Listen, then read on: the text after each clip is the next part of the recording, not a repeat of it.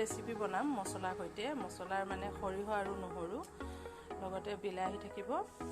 এয়া মাছ ধৰি আনিছোঁ।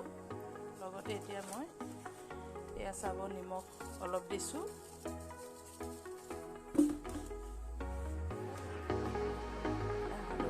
হালধি দি নিমখ আৰু হালধি দি মিক্স কৰি দিছোঁ।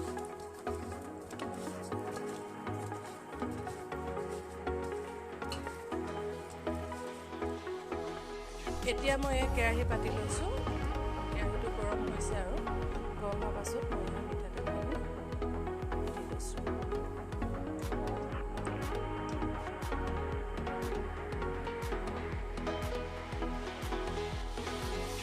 মোৰ এই তেলখিনি গৰম হৈ গৈছে।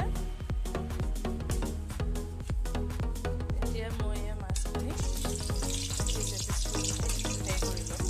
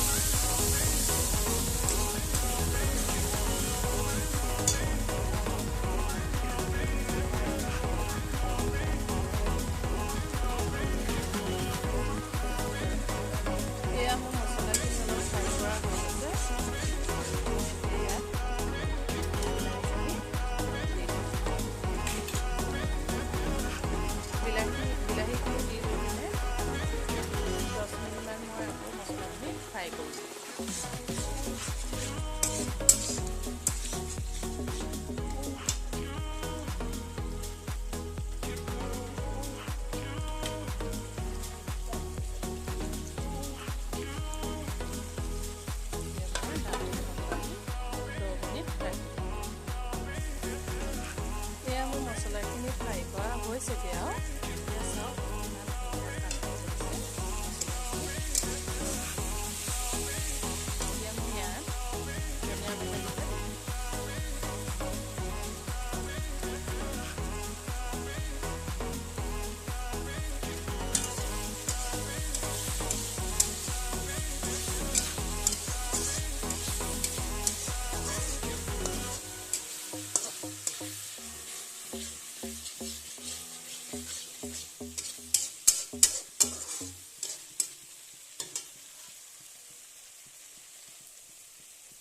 নিমখটো সোৱাদ অনুসৰি দিব আৰু যিমানটো জোখত বনায় আপোনালোকে।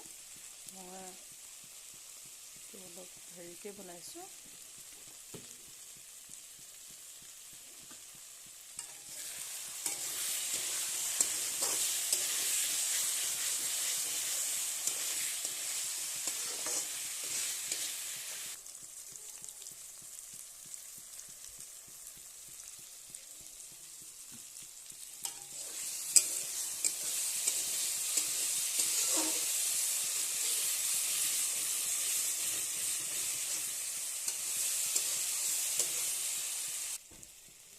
মোৰ এতিয়া মছলাখিনি ফ্ৰাই কৰা হৈ গৈছে। এইখিনি চাওক ইমান ধুনীয়া লাগিছে।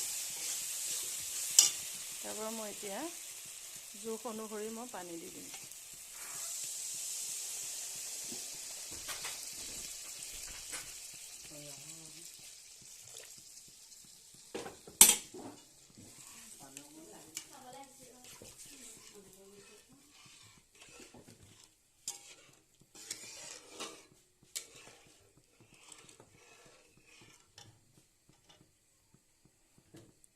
এইখিনি মই এতিয়া পানীটো অলপ উতলাৰ পাছত মই মাছখিনি দিম। এয়া মোৰ মছলাখিনি উতলিছে, মই এতিয়া মাছখিনি দি দিম। মাছখিনি মই লাল ফ্ৰাই কৰি ৰাখি থৈছিলোঁ, এতিয়া দি দিছোঁ।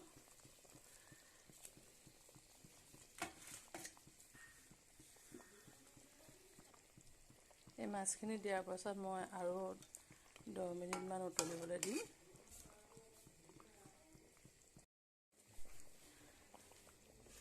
মোৰ এয়া মাছৰ চব্জিটো হৈ গৈছে আৰু এয়া চাওক।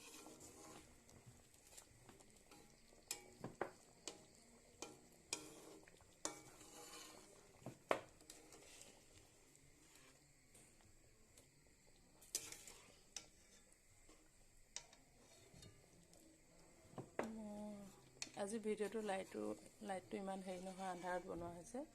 এয়া মাছৰ পিচটো চাওক, চব্জিটো চাওক কেনেকুৱা হৈছে। আপোনালোকে এদিন এনেকৈ বনাই খাই চাবচোন, বহুত ধুনীয়া লাগে।